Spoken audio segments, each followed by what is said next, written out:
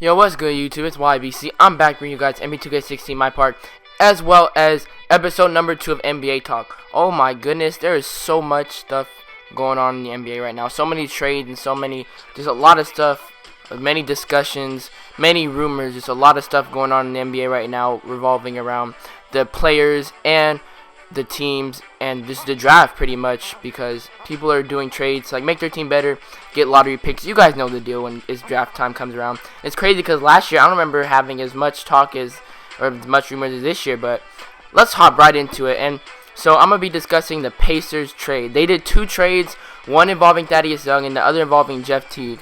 Now we'll start off with the Jeff Teague one because that happened yesterday. Thaddeus Young happened today. So Jeff Teague trade, this was yesterday. So it was a 3-team trade involving the Pacers, the Atlanta Hawks, and the Utah Jazz. And the Atlanta Hawks traded Jeff Teague to the Pacers.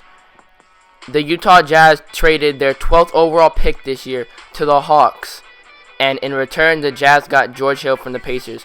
So this pretty much benefits all 3 teams, in my opinion, except for the Hawks. I feel like the Hawks got the worst out of this trade.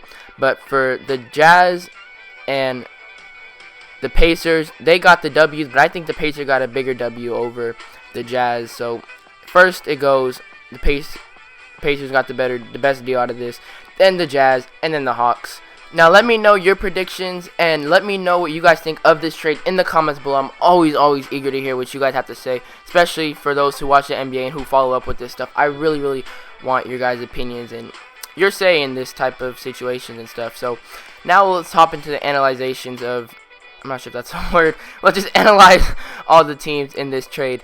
Now, first we'll start off with the Pacers. I feel like the Pacers got the biggest W, as I said, and in my opinion, next year they're going to have a really good squad with Jeff Teague at the 1, Monte Ellis at the 2, and of course Paul George at the 3. Now that's a nice backcourt in my opinion.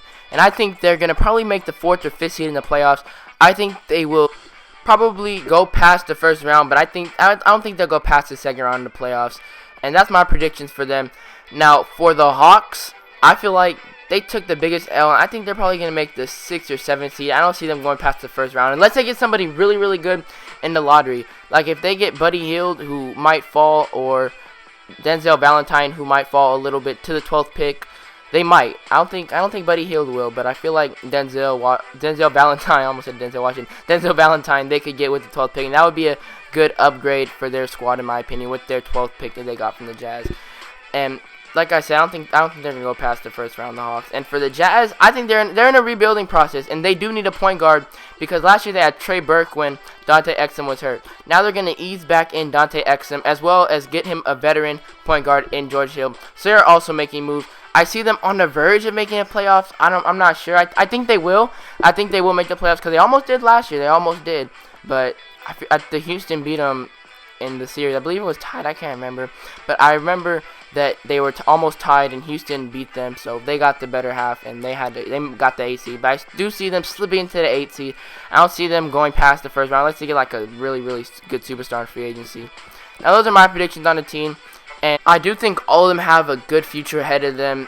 This isn't like the Chicago Bulls and the New York Knicks trade where the Chicago Bulls are making mistakes, in my opinion. All 3 of these teams will benefit from this trade, in my opinion. All 3 will.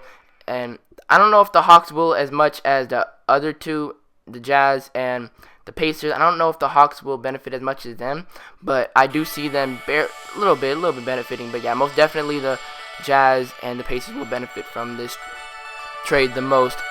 And they're like I said, their futures are bright. All 3 teams, they have young superstars, and yeah, that's my opinions on that trade. Now that trade happened yesterday, but this second trade I'm about to get into is the trade between the Brooklyn Nets and the Indiana Pacers. It happened this morning, and this trade was that the Brooklyn Nets. Before I get into this trade, hold up. Omari, this is Omari's isolation right here. We're giving him the isolation, and oh my goodness, the man gets dropped. The man got dropped. Oh my goodness. Oh my. Let's all take a moment and let's take a moment and just pray for his ankles right there. And yeah, let's hop in the second trade. It involved the Indiana Pacers and the Brooklyn Nets, where Indiana Pacers acquired Thaddeus Young from the Brooklyn Nets. In exchange, they sent away their 20th overall pick in this year's draft and a future second-round pick to the Nets. This team benefits both teams, especially the Pacers. The Pacers took the major W's in the trades they did yesterday and today because they got Thaddeus Young. So now you have Jeff Teague, Monte Ellis, Paul George, Thaddeus Young, and a young, improving Miles Turner at the center position. That's a really nice starting five for the Eastern Conference. Now, my prediction that they would go to the 4th or 5th seed when the Jeff Teague trade didn't involve Thaddeus Young. With Thaddeus Young on their team, I see them going to the 3rd or 4th seed, in my opinion, and then going past the second round into the Eastern Conference Championships. This is in my opinion. I do see them going into the Eastern Conference Championships, but I don't see them beating the Cavs if the Cavs are healthy. But now this trade also helps the Brooklyn Nets because the Brooklyn Nets are rebuilding and just destroying everything they have right now because it did not work out for them in the Paul Pierce and Kevin Garnett trade. They traded all their future picks, and they got old veterans who were washed up, and it didn't work out for them. So now they're just scratching everything, destroying their whole entire team right now, just rebuilding from scratch. And this is good for their organization as well, getting young talent, superstars, and I dunk for the game, for their team to rebuild. And like I said, the Pacers are making moves. I do see them going to the Eastern Conference Finals. And for the Nets, this is good on their part. They're rebuilding. And yeah, I hope you guys did enjoy. I probably will have a part 3, episode number 3 of this tomorrow. And please leave a like. Let's aim for 10 likes. It's YBC. I'm out. Peace.